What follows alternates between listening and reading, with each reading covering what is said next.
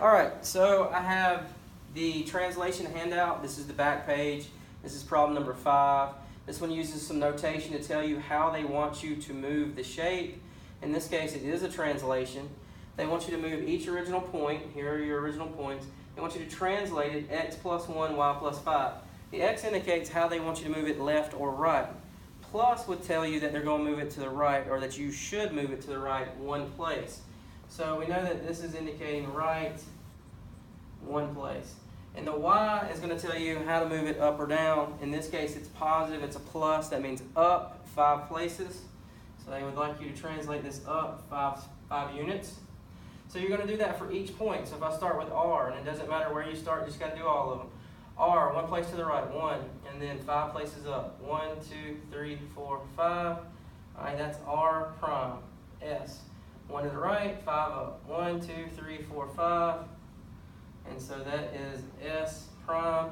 And then T, 1 place to the right and 5 up. 1, 2, 3, 4, 5. And that is T prime. And now you can go ahead and connect your dots together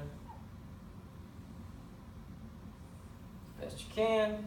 And there is my triangle. Alright, let's take a look and see what else. Number 6 works the exact same way. I think I'll scroll over to the other side of the paper, see if there's anything there that you might need.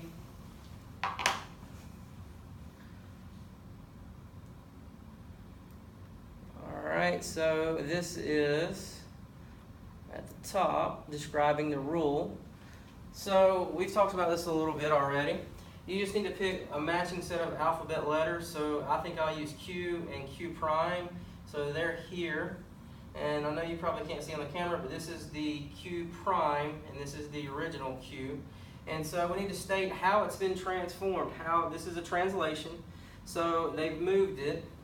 And if we start with X, we notice that it doesn't go left or right. They go from the original to the prime without going left or right.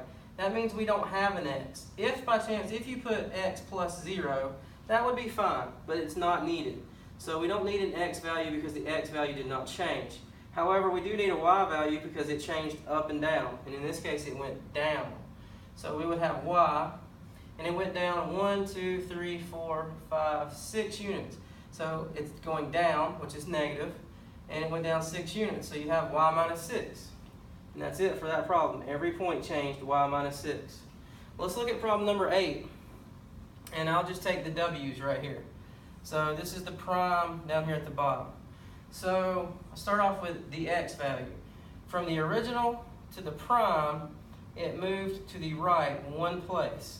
As you can see, here's the original, and it moved to the right 1 place. So moving to the right is plus 1. To the right, 1 unit, comma. Make that look a little better there. All right, and then the Y value, it moved from here down, and it moved down 1, 2, 3, 4 places. So down is negative, and it moved down 4 units. So Y plus 1, comma, Y minus 4. That's it, it's finished. That tells you that the figure, it moved 1 place to the right and 4 places down. And we can see here's the original, and here's the translated figure, 1 place to the right and 4 units down. All right, numbers 9 and 10. All right, so 9 and 10 work the same way. And they're having you figure out what the translation was without using a graph or a picture. And so we just need to base it on the original coordinates. And a lot of times on these, all you have to do is just check one coordinate. So I'm just writing down J as it's given to us. So I got that right here. And they want you to move it 1 unit left. So that's going to be minus 1 on the X value, and 6 units up, so that's going to be plus 6 on the Y value. So our new coordinates for J prime would be negative 2, comma, 2. Negative 2, 2. So we start looking at our choices. Negative 2, negative 4, no. Negative 2, 2. All right, looks like we might have a winner right here. Negative 1, 2, no. Negative 1, no. So the only choice, without even having to check the rest of the letters, is B. So we know that number 9 is B. The rest of this is from last week. This is finding a missing side of similar figures. And if you remember from last week, we do this for proportional reasoning. You set up your proportion, you take the first figure, if it's got two numbers or a letter and a number, you just fill those in across the top. Piece X corresponds to 42, so it goes underneath. Side with length 3 corresponds to 21.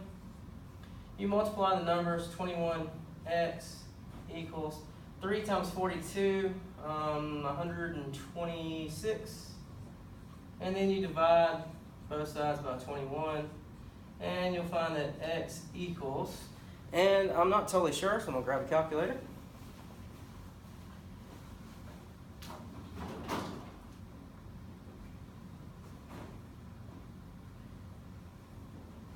It equals 6. So x equals 6. And there's the final answer for that. It would be choice C. All right, I hope this helped.